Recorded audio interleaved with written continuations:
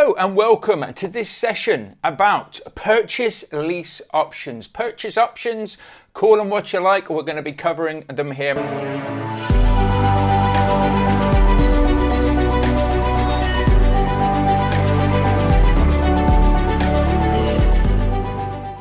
My name is Mark Fitzgerald and it's great to have you joining me here today as well.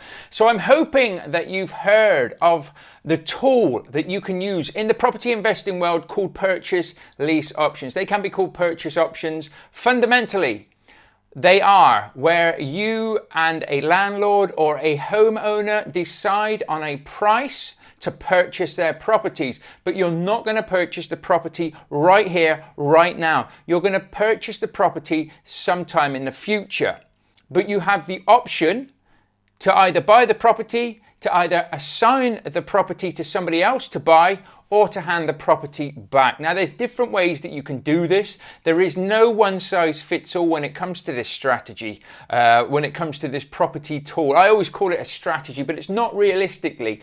If your only strategy in property is to find purchase lease options, then you will be missing so many other deals out there. So it is a tool that you want to use, but you can use it in conjunction. So when I say strategy, really you want to have, if purchase lease option is a major strategy of yours, you still want to be able to do something like title splitting, vendor finance, and use all of that in a strategy. Use all of those different tools to help you get the deals when you're going out there. Because if you just go, as I say, one-dimensionally down the road to say, whatever I do now, I'm just going to try and find a purchase lease option deal, you're going to miss all these other fantastic opportunities out there that a savvy investor, and let's face it, we want to be savvy and professional property investors. We need to make sure that we are doing what is required of us and knowing the different strategies. And the different tools that we can use as well. So if you are interested in purchase lease options and using that as a tool and really gaining your knowledge on it, then I'm hoping in this short session today, I can give you a really good understanding of how it can work.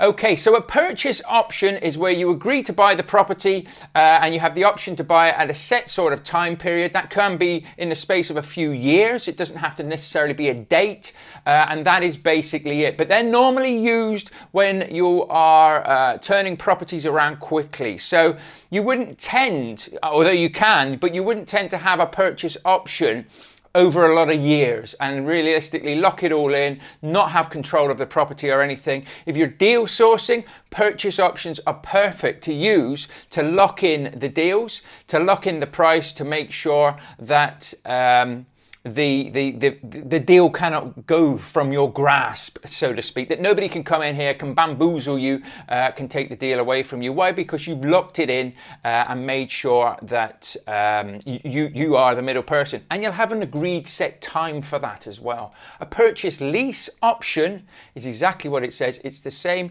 You lock in a purchase price, a time that when you're going to buy it, so to speak. You lock in the option. Either you buy it, or you can assign it to another investor, or you can hand the property back. I never like to look at that, but we'll talk about that in a minute. But it is an option, and you lease the property from the owner right here, right now. Now, when I say leasing the property, it's very much like a rent to rent, where you would offer probably a guaranteed rent each and every month. You don't always have to, okay? And as I say, there are so many different ways you can do these deals. They are great because this tool really does open up the market to you to be able to work with people and make it a win-win for everybody else, because it's not just us that wants to win from this. We have to make sure that any deals that we're doing, whether it's with home owners and their properties, whether it's with landlords with rental properties, that we are doing ethical deals. We are not taking advantage of anybody, and we're making sure, as we always say, that it's a win-win for all parties. So those are basically what you've got there. So I like to do rent to rent. Okay, now rent to rent is realistically a bit like a purchase lease option, but we just haven't agreed to buy the property in the future. So a purchase lease option is actually a better deal to do. And I have managed to do purchase lease options on a couple of the rent to rent deals that I've had overall, I've probably tried to do 5 or 6 purchase lease options with different people, and I've managed to secure 3. So, 50% hit rate's not bad at all. Sometimes, on a few of those occasions, the landlords or the homeowners just didn't want to do them, and that's fine. That's great. We can walk away. We can, leave them in a better place, try and help and point them in the right direction. But they didn't work for them. Another one, we couldn't get the numbers to match. The deal just couldn't work for both parties. And again, it's not something that I'll never say no to again. It just didn't work in that moment. And of course, the other ones, I did 2 with landlords that I have in my existing portfolio at the moment. So I have locked in a couple of those deals to buy in the future. And at the moment, they are locked into mortgage terms with obviously their mortgage providers. So it works very well for me because we're looking at basically using the option to buy the properties when their mortgage terms finish. Because interest rates obviously have gone up. We didn't know that with a couple of these deals at the time. Obviously, we always thought interest rates were going to be going up, but they've got a nice little mortgage package that they're locked into nicely at the moment. So I'm babysitting their mortgage payments for them. I give them a guaranteed rent each month, which I do anyway, and I'm looking to purchase the properties for a set agreed price. Now, that agreed price was actually market price at the time of doing the deal. And we're going to go through why people will do these sorts of deals with you, because sometimes we get it into our own head, it'll never work. Why would they agree to do something like that? If somebody's trying to sell their property right here, right now, why would they want to do something that potentially means that they'll sell the property in 3 to 5 years, even 7 years time, okay? So we do need to remove what the limiting doubts, the limiting beliefs, should I say. We do need to remove limiting beliefs because most of the time the limiting beliefs are in our heads. There's a few different ways that you want to really approach people when it comes to lease options. You don't first of all want to be saying, let's do a purchase lease option, or walking into estate agents and saying, you got any purchase lease option deals? Well, they might say, well, what do you mean by that? You say, well, properties that are for sale at the moment, I'm going to get lock-in agreement and I'll buy it in the future. You're just going to look like a fool at the end of the day. So you've got to make sure that you're savvy in what you're saying. And it really is all about conversations.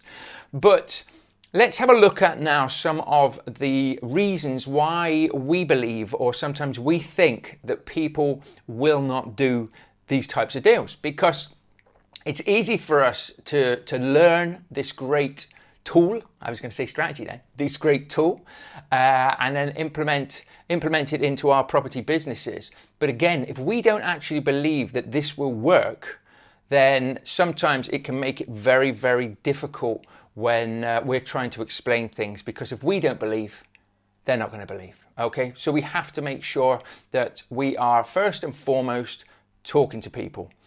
I always say it, and loads of other people say it as well, which is great. But here at the PIN community and everything, we know that property is a relationships business.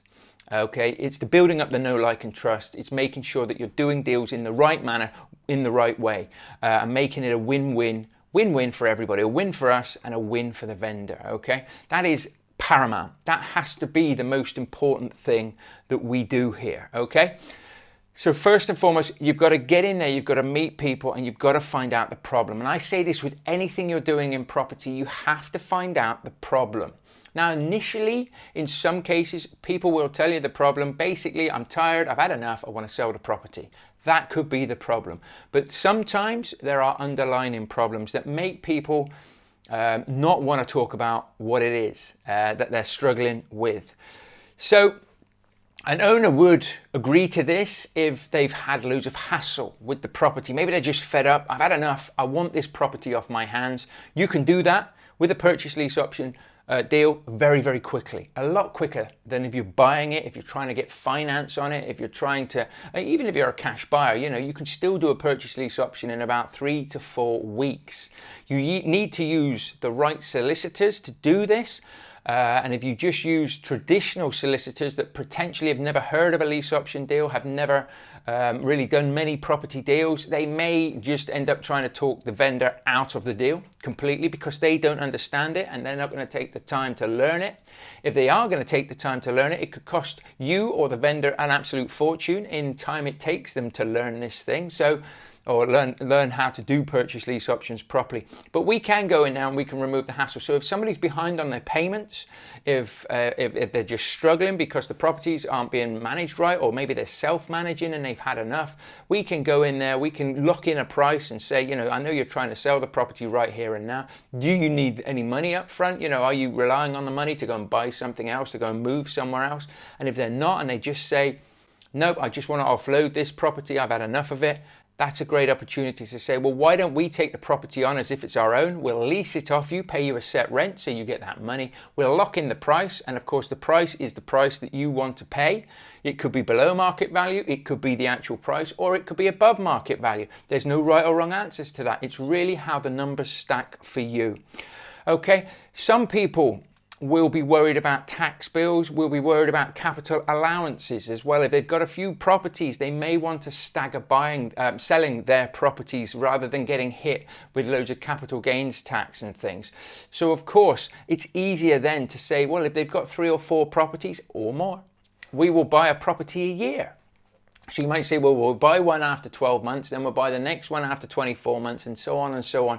So it gives their capital allowance a chance to reset itself so that they're only getting hit with the lower rate taxes, okay? And this can be very, very powerful when you've got a portfolio landlord, okay? And another way is just to explain it to them like that. People will get it. They'll think, yes, they're actually helping me and they're saving me money here. So it makes a lot of sense to be able to do that. And of course, when you're trying to explain these sorts of deals as well, and the way that you want to structure them, you really are explaining it in a way that we're finding a solution to help you, to make sure that you are getting the help that you need, and that certainty sometimes means that they're not so big on price, that they're not so, trying to get squeeze every last pound out of the deal. If they're trying to sell the property, it's been on the market for a long time, and this is why this is such a powerful strategy right here, right now. Why? Because the market is stagnant, okay? There are properties still selling. I don't believe at the moment we're in a crash or anything, but in some areas the market is coming down. I see more and more for sale signs up sticking rather than saying sold straight away. More and more saying sold and then going back onto the market. Why? Because interest rates are here, there, and everywhere. Mortgage companies are very strict at the moment, and people don't know whether they're coming or going, and where they think they can afford to buy a property, then the interest rates change, and then all of a sudden they can't afford to buy that property anymore. So there's a lot of doubt in the market, which is why this is such a powerful tool to be using and to be mastering right here and right now, which is why Simon, Andy, the PIN team always talk about this as a great strategy, because it is a great strategy to use in conjunction with, as I say, title splitting, which is another one where you split down the properties and things. Using vendor finance as well is another way of doing things, and of course you can use bridging loans and stuff. You can use this on commercial properties, so you can incorporate this tool into all of these different strategies to be able to really give yourself the full toolbox of when you're walking in to anybody so you can help them. If they're in trouble, maybe they're behind on payments, you do have to be careful now. If somebody's in financial trouble, and I'm not here to give anybody tax advice or financial advice, I'm not FCA regulated, so please seek the professional advice for your circumstances. But if somebody is in financial trouble and maybe the properties are costing them money, they're not being managed, they're empty, and they're just struggling financially, you can of course lock in an agreement, take the properties on very, very quickly and start paying them some money. Maybe they're behind on their mortgage payments. You could then take on the mortgage payment, so to speak, start getting that paid, speak to the mortgage company, maybe even on their behalf, and start looking to help them. Mortgage companies do tend to like it, as long as it hasn't gone too far, when people start paying and start making up the arrears and stuff like that, and maybe even babysitting it in time that you say, if I babysit it for an X amount of time, then we're going to be looking to buy the property anyway. So the mortgage company then thinks, well, okay, I'm speaking to this person now, they're interested in buying it, they're locking in this agreement, happy days. In most cases, obviously it doesn't always work out like that, but we can of course go in there and help people that are in financial difficulty. Now the thing is, you have to be careful with that, and as I say, I'm not giving you major advice here, I'm just saying that if they are in financial trouble, if they then go bankrupt over the next few years after you've done this deal, and you maybe have locked in an agreement and done this deal for below market value, somebody could come knocking on your door just to see why they sold it at a reduced price and things. But obviously, if you're buying it for market value, they're not basically giving it to you as a way to offload it. You'll be okay. But just be mindful of that fact, okay? And do seek the professional and proper advice. Maybe even get a disclaimer signed by the vendor or the homeowner or something like that, just to say that as of when we do this deal, you aren't going to go into bankruptcy or anything like that. You know, you're not just offloading this because of that reason. If they are, it's a different discussion, because you have to make sure you cover yourself. You don't want to do a deal, spend out all this money, only to basically find yourself in a bit of bother just because they're in a bit of bother, okay? So you don't want anybody else's headache when you're doing deals like this, okay? So, of course, another one is they maybe need to sell the property or want to sell the property, but they will get, an early redemption penalty from their mortgage company. So the deals I've done, the mortgage have been locked in. So they've been locked in for a few years. The landlords are just thinking about selling. Well, I might sell in the future. At the moment, we're doing rent-to-rent deals, so we're locking them in. I always say any rent-to-rent deals I do, if you want to sell the property, please come to me first, because I may very well be able to do a deal with you. We can get rid of estate agents' fees. In most cases, I may even cover the solicitor's fees for the whole things. We could lock in a price now. I'll take the property on as if it's my own and really cover all the running costs. I'll pay you, the mortgage plus a little bit extra as a little sweetener, so you're still making money, and we make it a win-win for everybody like that. So if somebody is interested in selling and they're a bit worried about, early redemption penalties, they don't need the money now, and that's the fundamental thing is. But sometimes you could have a property that's worth £400,000, £300,000, even £1 million, but they've remortgaged it so many times that there's not a great deal of equity there. So realistically, they might be thinking, well, if I sold it now, I'd probably only make about 20 grand. But I could do with that 20 grand. Now, if you're in the right position, you could say, well, I tell you what, let's lock it in at this price, and we'll give you the 20 grand up front. So you get your 20 grand, the equity's gone and everything. And then, of course, hopefully over that time, most cases, property prices do go back up. So you can ride out any sort of downturns that we might be having now.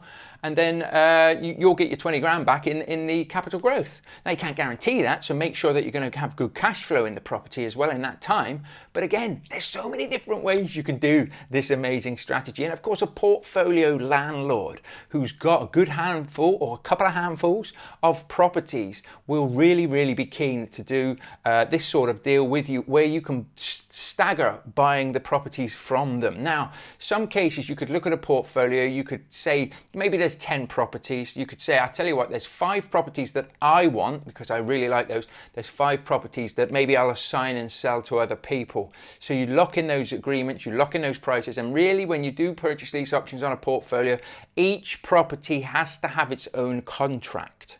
Okay, you don't want to do one thinking I'm going to go cheaper. I'm going to do one contract for the whole portfolio.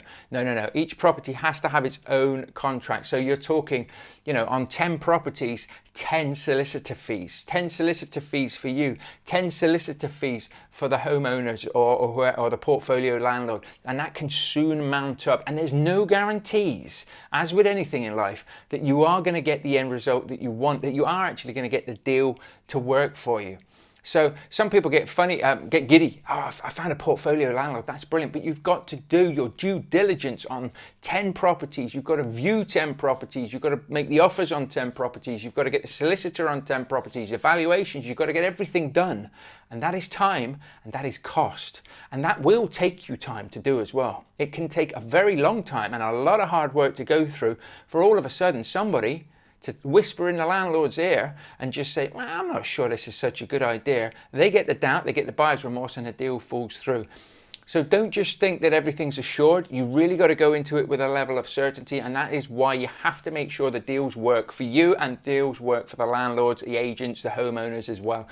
Because if there is any buyer's remorse, then as you're going through the process, they pull out, it can cost you a lot of time and money yourself. So this, whilst being a superb tool, you also need to be mindful of the fact that it's not just, as soon as you shake hands, happy days, we're in the game here. It still requires a lot of work. And I say this to anybody, property isn't easy, okay? It certainly isn't easy if you don't know what you're doing. So realistically, do make sure that you know what you're doing with any strategies that you are, or tools or any systems. I keep saying strategies about any tools in the property market that you want to be doing. Do make sure that you know what you're doing. Make sure that you're surrounded by experts. Make sure you're surrounded by people who are doing what it is you do. And this is what I love about communities. This is what I love about putting yourself in those communities, in those educational communities, okay? So the value basically on most of the deals that you do, if it's over a few terms, should go up. So you should be able to get that capital growth. Now, another question that's always put to me by people and people I work with and stuff is, well, they're going to miss out on the capital growth. Well, you've got to put it in such a way that potentially you could pay them a percentage of the capital growth. To say if the property goes up, I'll pay you 25% or even 50% of the capital growth, depending on you. But if it goes down, then it works that way as well. I always like to say there's pluses and minuses. You could say, well, we've locked the price in now. Let's say it goes up 20 grand by the time I buy it. If you look at how many years I'm going to be paying you this set rent, and if it's HMOs and stuff, it'd probably be, quite a high set rent. You'll have made over 20 grand. So you'll actually be selling your house to me now in effect for let's say £200,000. Then over the course of the next few years, I'm paying you this set rent and I pay you another £30,000 in the lease fee, which is the guaranteed rent, if you like. So you're actually selling your house for £230,000. Now in that time of 3 years, I doubt very much it'll have gone up 30 grand. So you're actually better off. And of course that gives you some scope for negotiations as well. You can obviously negotiate that the fee that you pay each month comes off of the end price. So if you were to pay the landlord £1,000 a month, you could say £1,000 comes off the end price when we actually release it. So in effect, we're buying the property off you in installments. You will still get the fee of £200,000, but obviously once that's come down a bit, and you haven't got any hassle or anything like that at the moment, it can work very, very well for them. So make sure that when you get out there, you're finding out why people are selling, why people potentially are renting. And if you see a property that is for rent and for sale, that is a really, really good opportunity for you to go in there, find out what they need, why it's both. And this is what I've done with one of the properties now that I live in. It was up for sale. It didn't sell. I ignored it anyway because I wasn't looking at buying it. Very nice house. And then all of a sudden, a couple of months later, I saw it for rent. Boom. Just because I recognised it, because I really liked the house and I thought I could live there. So I jumped on that and I went and spoke to the vendor and everything like that. And we've done a purchase lease option on the property. He has a problem, which was he's already bought another house. He's already, because it didn't sell, he took the equity out of it. He remortgaged the property. So he's locked into an agreement at the moment. So when I came to him then, he wasn't really looking at selling. He was looking at renting because he's now locked it into a sort of a buy-to-let mortgage, if you like. So it worked perfectly. I'll babysit that mortgage now until the end of its term. He gets his rents as well. I get a new house. He's a happy man. And of course, I've done it with my rent-to-rent deals as well, with two of those. One of them, there's no mortgage on the property. The landlord is interested in selling in the future. So we've locked in an agreement, which we're coming close to now. Each month, the monthly fee that I pay him comes off of the end price. So that's a really, really good one. And another 6-bed that we've done it on, it has got a mortgage. It is locked in until about the end of 2026. So when it gets to the end of that, we will look to take the option on it and buy the property. So in that time, the rent that I pay doesn't come off the end price of that one, but we have got a slightly reduced price on it. It needs a little bit of work here or there as well. Kitchen could do with sprucing up and things, but it's very, very powerful. It's very, very good. But you've just got to talk to people. You've got to, not bamboozle them with anything like that. You've just got to see what they need. And if they can wait for the money, or maybe there's no money in there and they've got a problem that you can help them with, you can start to explain it in such a way that we can help you right here and now by sort of following our terms, and we'll give you your price. Or if we pay your price, you follow our terms. So it really is a case of, maybe somebody will give you a reduced price, in which case you can sort of go along their terms and see what they want to do. Or if we're going to give them their price, we could say, well, we can give you that price, but you just need to work on our terms as well. So I hope I've cleared that one up a bit as well. So purchase lease options is a very, very, very powerful tool to use in the property world. And I hope this has helped you understand a little bit more about those. So if you've enjoyed this episode, which I hope you have, and you need any help please visit thepropertyunleashed.com. Okay, www.propertyunleashed.com. We have some free tools and resources there. We also have training for rent-to-rent serviced accommodation. We have free masterclass. We have free deal analyzing spreadsheets that you can download and ebooks as well. If you need any help or any coaching, we do offer one-to-one coaching. We have a couple of places left on that. In fact, we might only have one place left on that. So if you are keen and interested and you want to find out more, visit thepropertyunleashed.com, reach out to us, have a little chat with us, and we'll be happy to speak to you on Zoom or anything like that to see if we can help you and point you in the right direction. I hope you've enjoyed this episode. I've enjoyed bringing it to you. You take care and bye for now.